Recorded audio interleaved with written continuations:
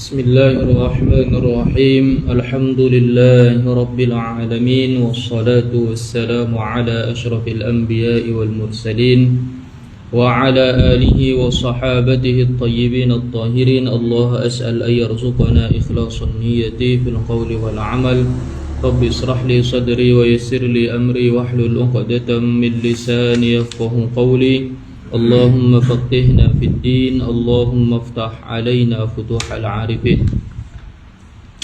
Udzakirukum wa udzakiru nafsi bi ikhlasin niyyati lillahi ta'ala lianna an-nabiyya sallallahu alaihi wasallam qala inna Allaha la yaqbalu minal 'amali illa ma kana khalisan lahu wa mabtughiya bihi wajhuh. Jadi sebelum kita memulai kajian pada siang hari ini, saya mengingatkan semuanya untuk selalu mengikhlaskan niat karena Allah Subhanahu wa taala dalam melaksanakan amal baik yang kita lakukan, karena baginda Nabi besar Muhammad sallallahu alaihi wasallam bersabda yang sekira maknanya, sungguhnya Allah Subhanahu wa taala tidak menerima amal seseorang kecuali amal tersebut ikhlas karena Allah Subhanahu wa taala.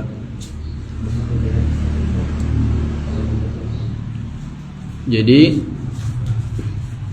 insyaallah di siang hari ini kita akan melanjutkan kajian tentang kurban yang telah kita mulai di pertemuan terakhir, bahwa hewan kurban atau hewan yang sah dijadikan sebagai kurban hanya ada 3 hewan saja. Apa itu? Kambing, baik itu kambing biri-biri ataupun tidak biri-biri. Kedua, sapi yang sejenis dengannya adalah kerbau. Dan yang ketiga, onta. Hanya 3 hewan ini saja yang boleh dijadikan sebagai kurban, dengan syarat-syarat yang telah kita sebutkan. Tahunnya berapa tahun kambingnya, baik dia biri-biri ataupun dia tidak biri-biri, kan itu kan sudah kita jelaskan kan. Nah, kalau sapi berapa tahun, kalau seandainya kurang daripada tahunnya, maka dia tidak sah dijadikan sebagai kurban.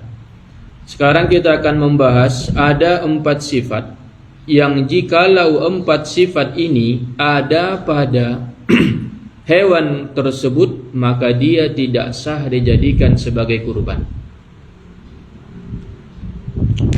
Qala al-muallif rahimahullah wa arba'un la tujzi'u fi dhahaya.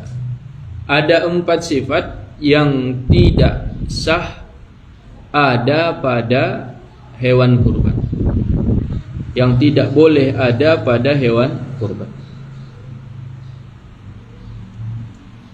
Kalau 4 sifat ini ada pada hewan kurban, maka hewan tersebut tidak sah dijadikan sebagai kurban. Yang pertama apa? Al-aura'ul bayyinu awaruha. Binatang yang buta yang jelas kebutaannya. Binatang yang buta yang jelas kebutaannya.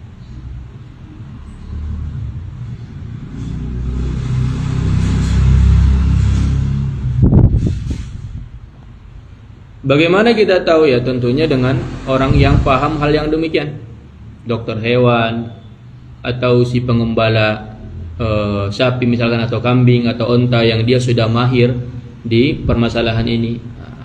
Ketika dia mengatakan hewan ini tidak bisa lagi melihat, dia sudah buta, maka di sini kita katakan hewan tersebut tidak sah lagi dijadikan sebagai kurban.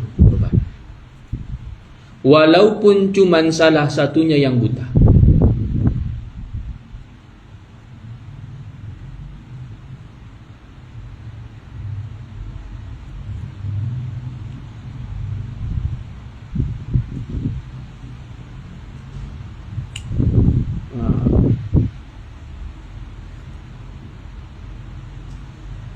Walaupun masih ada biji matanya, bola matanya masih ada, cuman bola mata ini tidak lagi berfungsi untuk bisa melihat. Sapi tersebut masih, ini matanya masih terbuka gini, cuman dia tidak bisa melihat.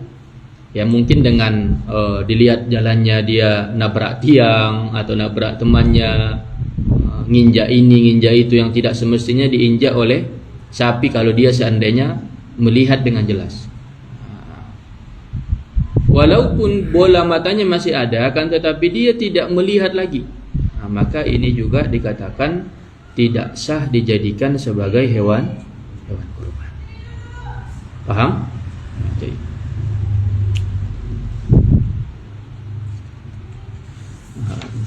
Jadi tidak harus bola matanya kan masih di situ, Ustaz. Iya. Tidak disyaratkan bola matanya di situ, tidak di situ, enggak. Syaratnya itu apa? Dia melihat apa tidak? Ya, tentunya kalau bola matanya hilang itu lebih jelas lagi, dia tidak akan bisa melihat. Jadi tolak ukurnya bukan ada bola matanya atau tidak ada bola matanya. Tolak ukurnya apa? Dia bisa melihat atau tidak bisa melihat.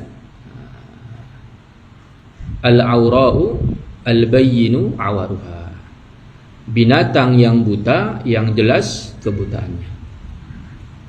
Jadi sama ada dia mempunyai bola mata, tapi bola matanya tidak bisa lagi melihat, itu pun hewan ini tidak sah lagi dijadikan sebagai hewan kurban. Ataupun tidak ada lagi bola matanya, ya tentu ini jelas-jelas tidak bisa melihat. Kamu pun kalau seandainya dilepas bola matamu, kayak mana kamu melihat lagi kan?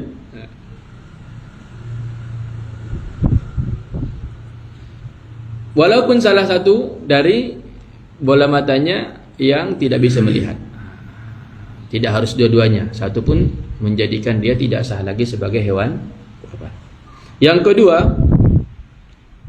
al-arja'u al-bayyinu arajuha. Binatang yang pincang, yang jelas kepincangannya.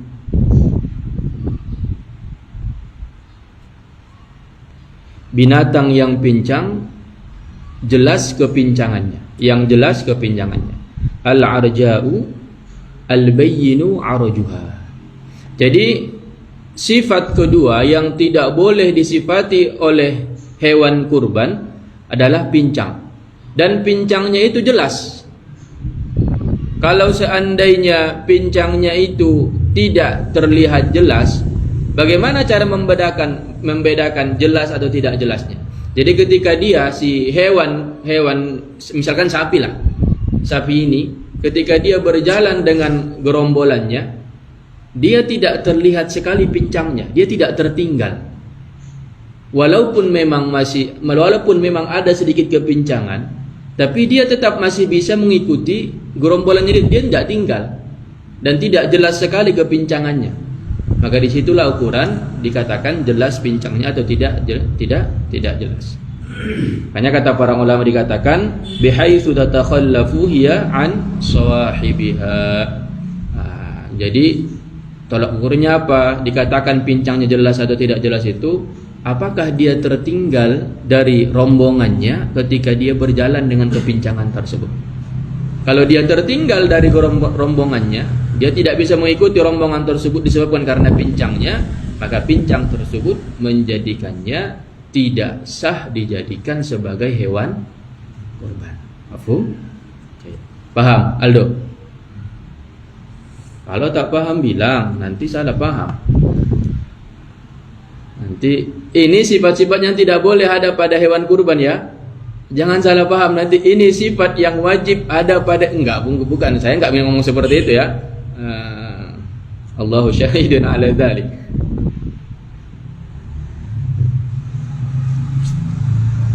Dan terkadang lucunya itu, kalau kalian perhatikanlah, di malam hari raya Idul Adha, itu kan biasanya kan datanglah itu sapi-sapi kan, yang dibeli di kandangnya, dibawa lah itu biasanya ke tempat pemotongan setiap kampung. Kalau kami misalkan di depan masjid, jadi dia itu dibawa itu pakai truk misalkan, atau mobil-mobil besar lah, yang ada mobil apa namanya itu, yang ada bak kosong di belakangnya itu, di kalian di Riau apa namanya?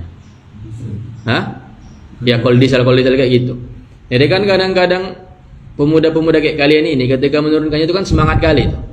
Jadi gara-gara mungkin terlalu kuat nariknya, sehingga apa? Timbul kepanikan di hewan kurban, di sapi tersebut yang ingin dijadikan kurban, sehingga dia loncat dari kol diesel tadi atau dari truk tadi dan menyebabkan kakinya pincang dan payah kali pincangnya. Jadi jelas sekali dia pincang, maka itu tidak sah lagi dijadikan sebagai kurban.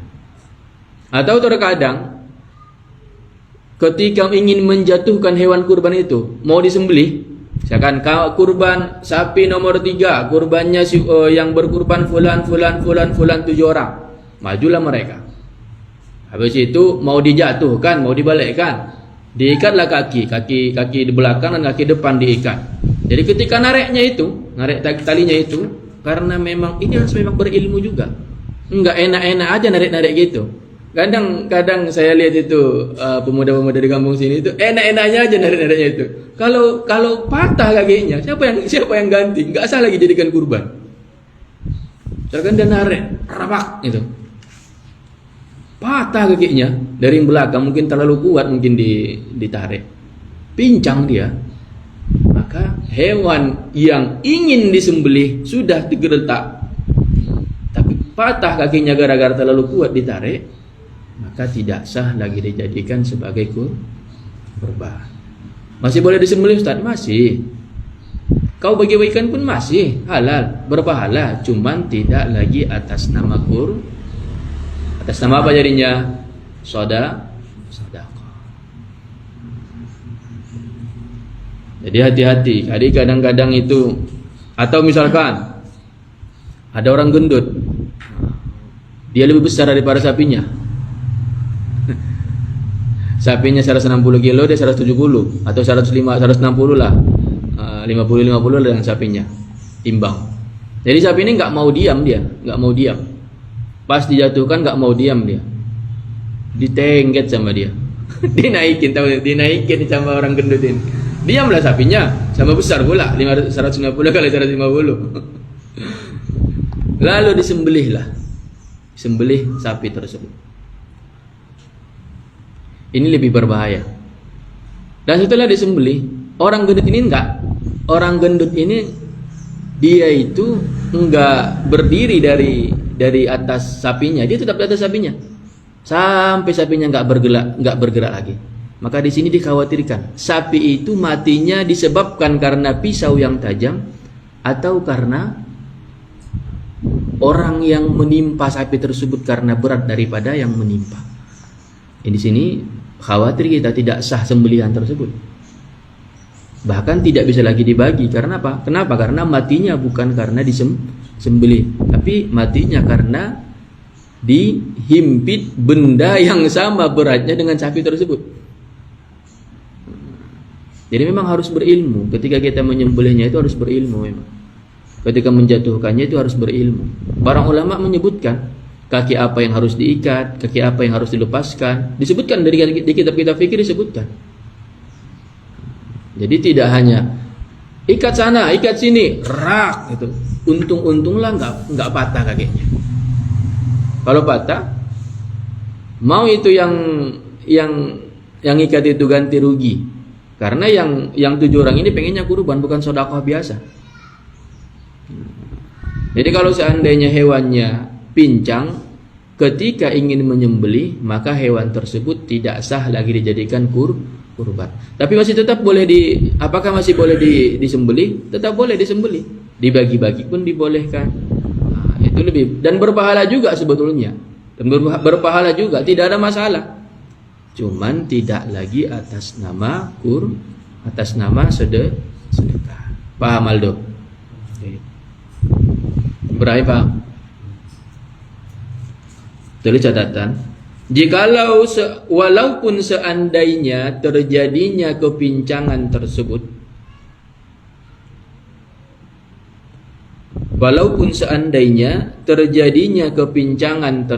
kepincangan tersebut pada hewan ini ketika ingin menjatuhkannya untuk disembelih.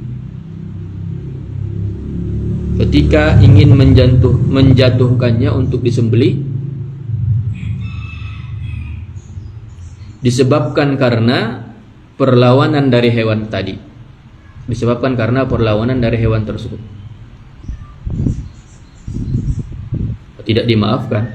Bentar lagi lah Ustaz itu, cuman 1 menit ya Ustaz bedanya jaraknya. Nggak ada kemaafan, nggak ada di mazhab kita, tidak ada kemaafan. Terjadi kepincangan sebelum pisau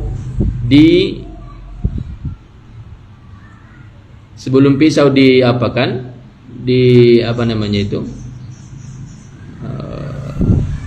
diayunkan ke lehernya, maka terjadi kepincangan, hewan tersebut tidak sah lagi dijadikan sebagai hewan kurban.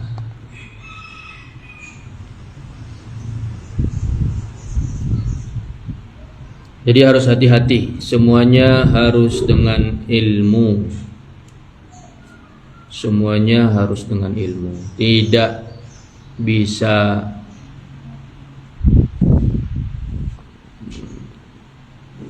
ya syukur-syukurlah dia tidak masalah. Tapi semestinya setiap perbuatan harus didasari dengan pengetahuan, harus didasari dengan ilmu. Supaya apa? Supaya perbuatan tersebut tidak berlalu ataupun tidak sia-sia. Seperti itu juga dengan ibadah. Ibadah yang kita lakukan kalau tidak didasari dengan ilmu, maka tidak akan sah, maka tidak akan bermanfaat. Maka harus didasari dengan ilmu.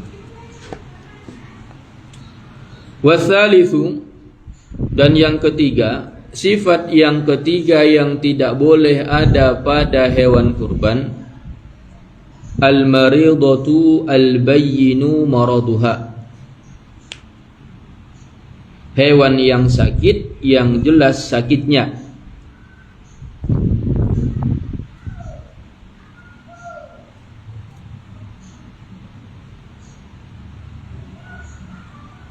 Hewan yang sakit, yang jelas sakitnya.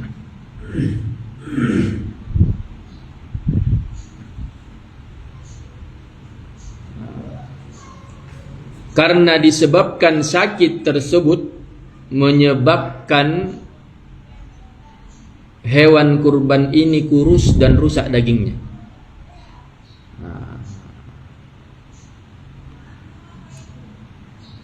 Rusak dagingnya disebabkan karena penyakit yang ada pada hewan tersebut.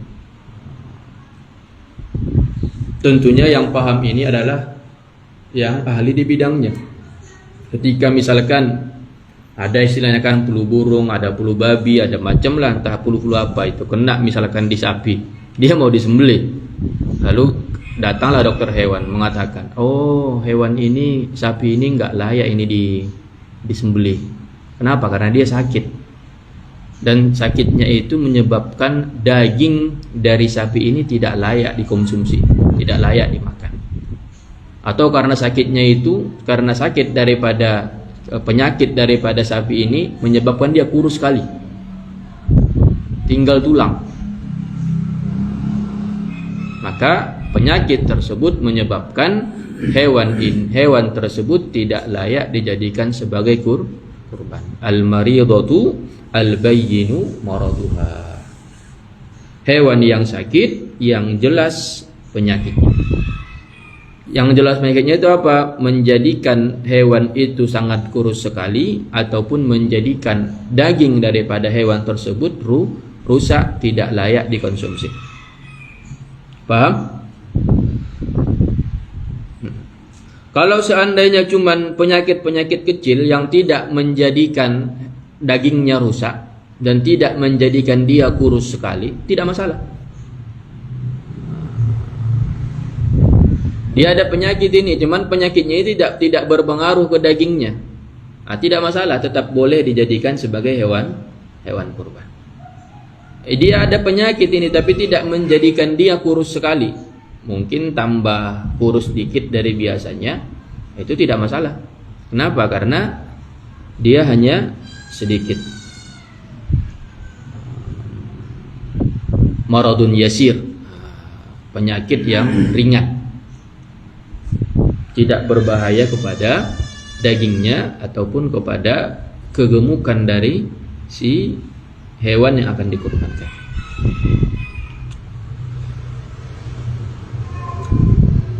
Yang keempat,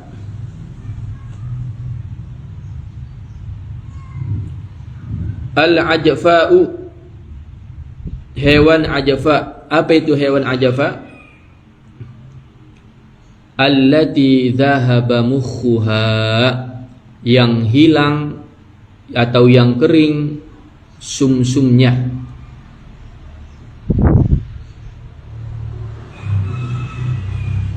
Yang kering sumsumnya, minal huzal, disebabkan karena kurusnya.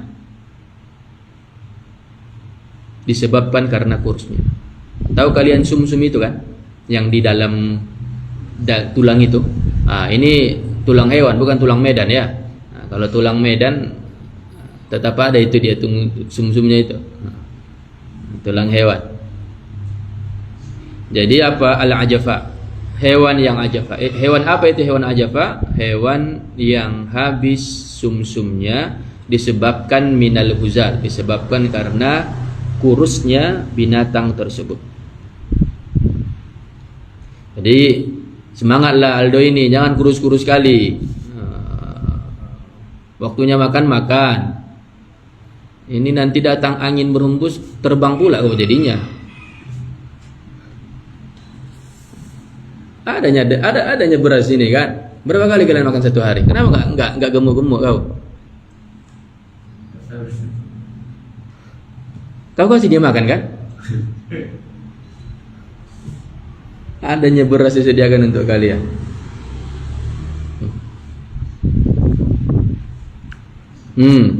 Sekarang yang akan kita bahas, ada beberapa kejadian pada hewan kurban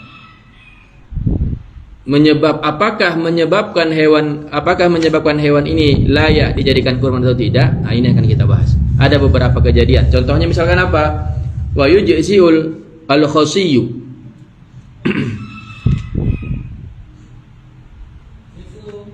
Waalaikumsalam. Paket. Banyak paket kalian ya? Paket ada sikit.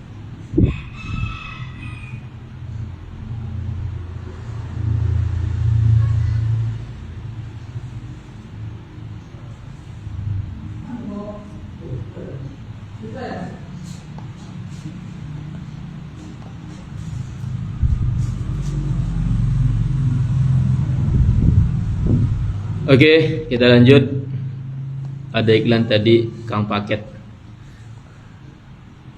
Cepat Ibrahim.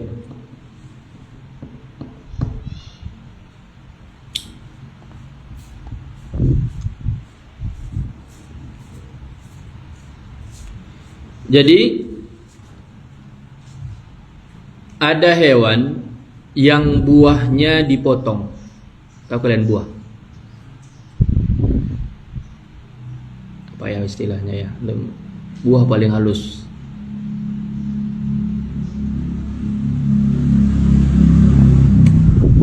Ini yang di bawah kemaluan kalian itu, tahu kan, Aldo? Dipotong dia, dipotong. Jadi orang-orang masa sekarang itu mereka melakukan itu biar si binatang, si jantan ini fokus untuk makan aja, tidak fokus untuk kawin dengan betina. Jadi mereka potong supaya gemuk dia. Jadi mereka potong buahnya. Jadi dia itu hanya makan aja. Tidak lagi untuk kawin, tidak lagi untuk membuahi betina. Boleh tidak?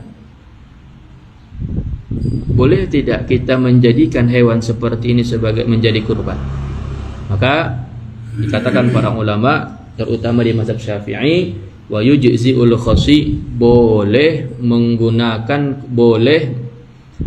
menjadikan kurban hewan yang terpotong buahnya. Boleh menjadikan kurban hewan yang terpotong buahnya.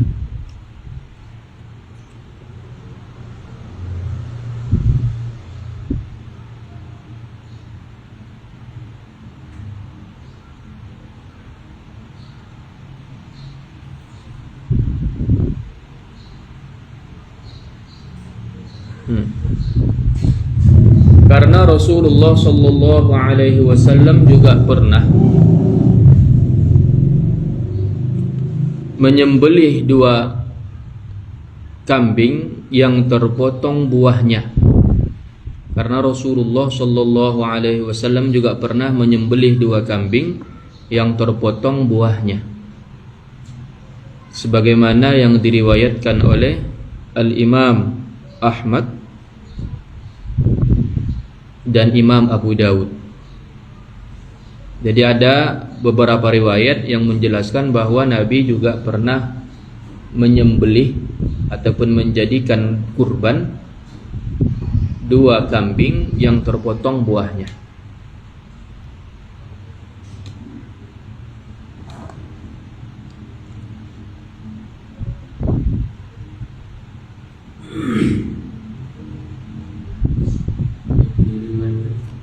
Diriwayatkan oleh Imam Ahmad dan Abu Dawud.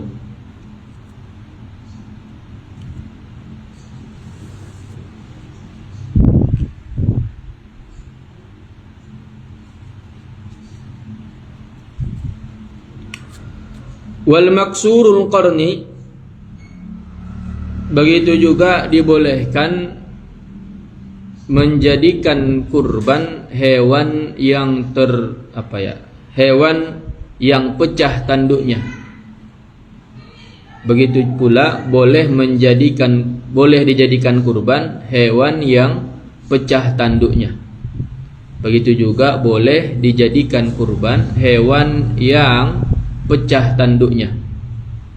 Sapi itu kan ada tanduknya kecil kan? Kambing juga ada tanduknya kecil. Biri-biri juga ada tanduknya kecil.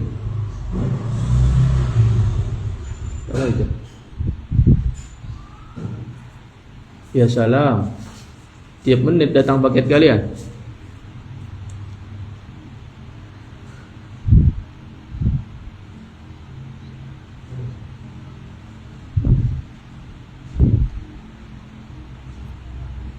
Kita tunggu dulu si Ibrahim ya. Nanti tinggal ya nanti keterangannya.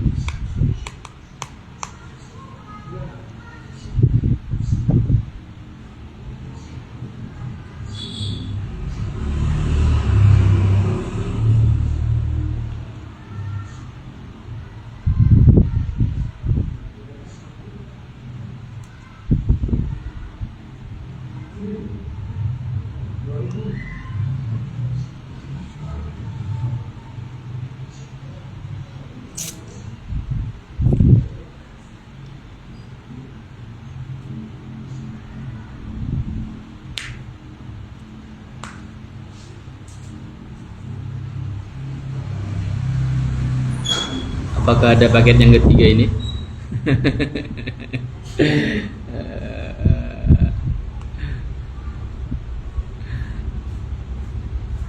Masih ada paket ketiga enggak ini?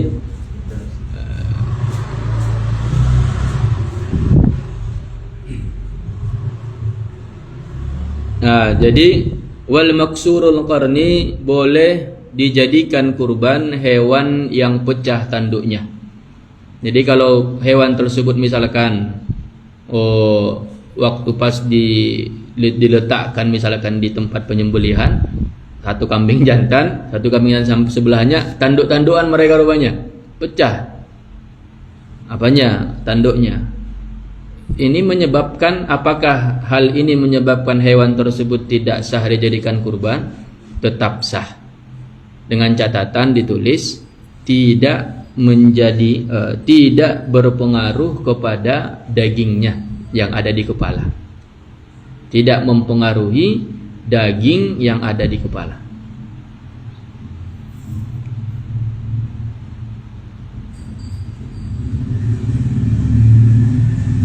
Kalau seandainya disebabkan pecahnya tanduk tersebut menjadikan daging yang ada di sekitaran tanduk yang di kepala itu menjadi rusak, maka hewan tersebut tidak layak dijadikan, tidak sah dijadikan sebagai kurban.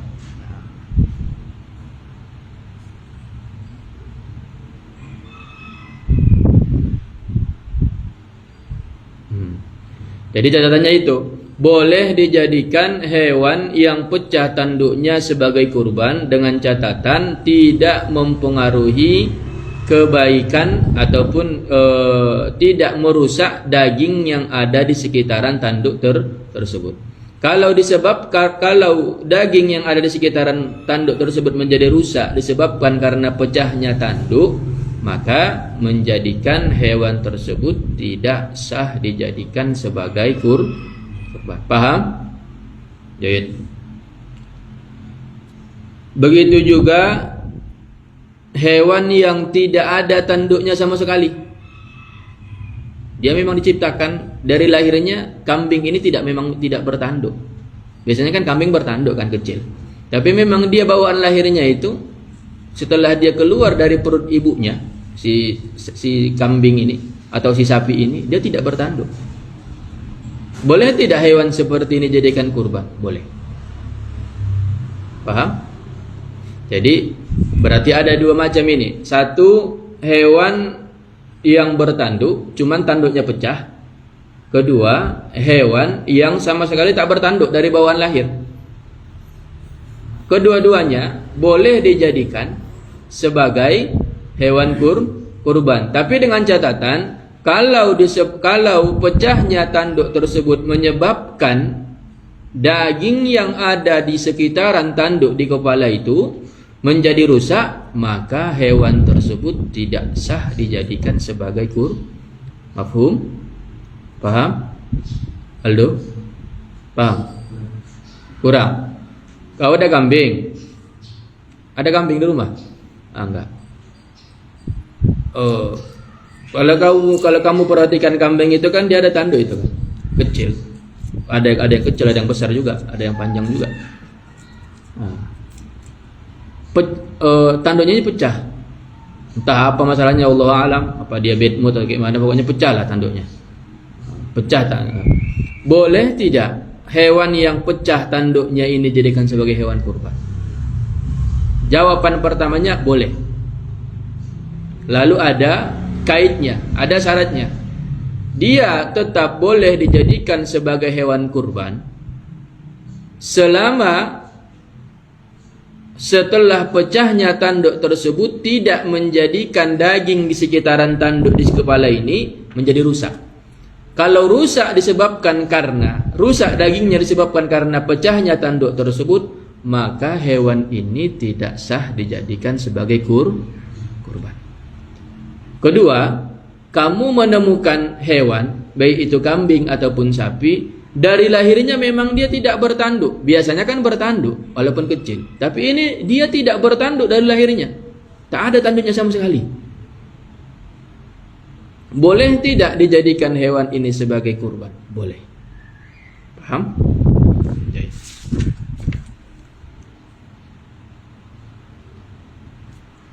Dan tidak sah dijadikan hewan yang wala tujzi'ul al-maqtu'atu al-uzuni, dan tidak sah dijadikan kurban hewan yang terpotong telinganya.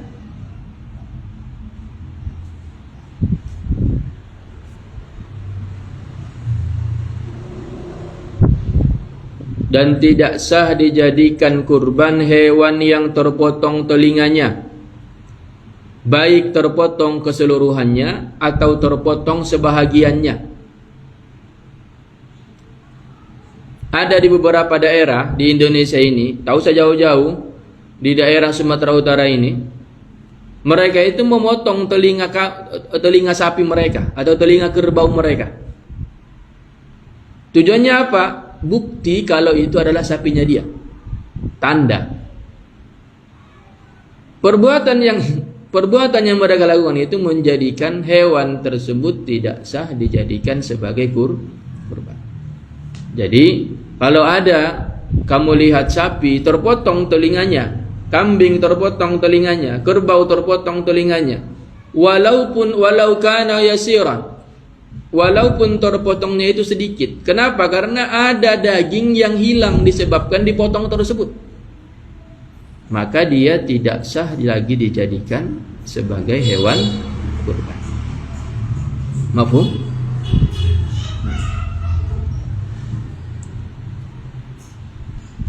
Ini di mazhab Syafi'i saya katakan ya. Nahnu natakallamu ala mazhab al-Imam Asy-Syafi'i. Kalau di mazhab Abu Hanifah nanti ada persyaratannya. Kita tidak membahas itu. Di Syafi'i di dalam kitab Matan Ghaya wa Takrib beliau mengatakan la tujzi'u al-maqtu'atu al-uzun.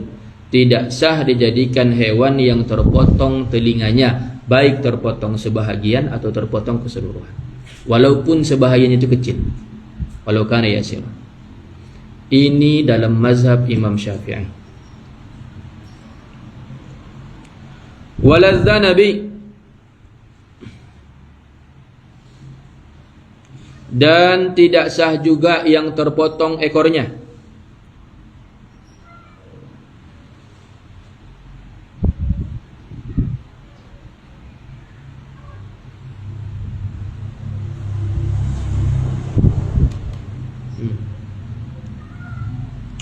Sedikit sebelum ke situ, bagaimana Ustaz kalau seandainya ada kambing atau ada sapi atau ada onta terlahir tanpa telinga?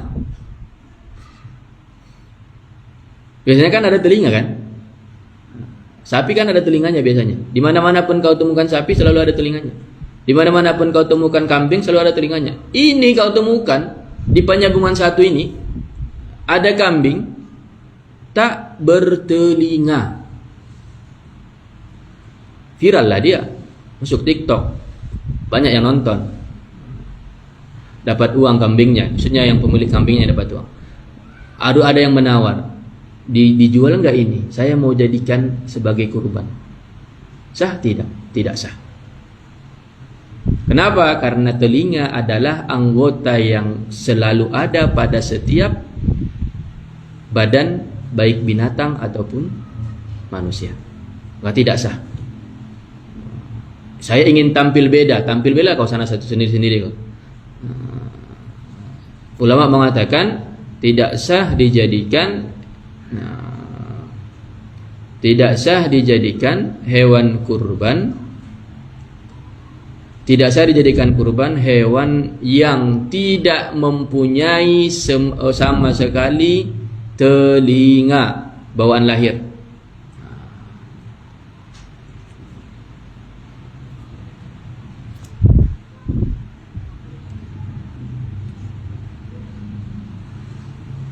Dalam mazhab Syafi'i tidak boleh.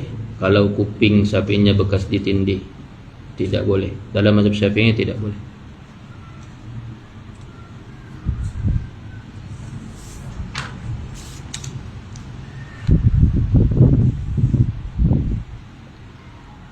Baru tadi kita pindah ke ekor. Begitu juga hewan yang terputus ekornya, baik terputusnya sebahagian ataupun semuanya.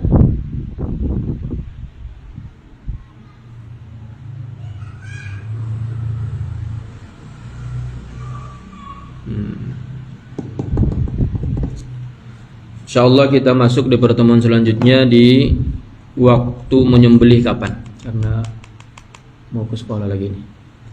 Ada pertanyaan?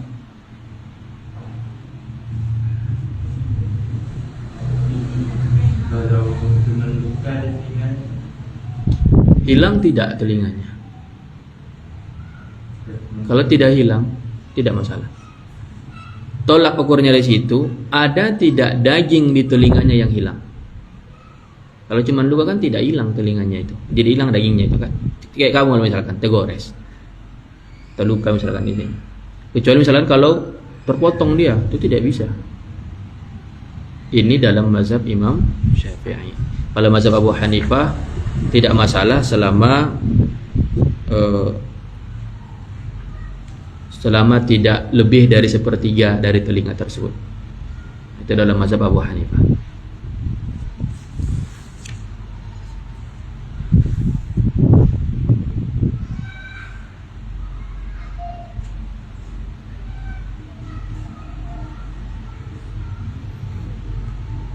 Wallahu a'lam, saya tidak tahu. Insyaallah kita merajaah.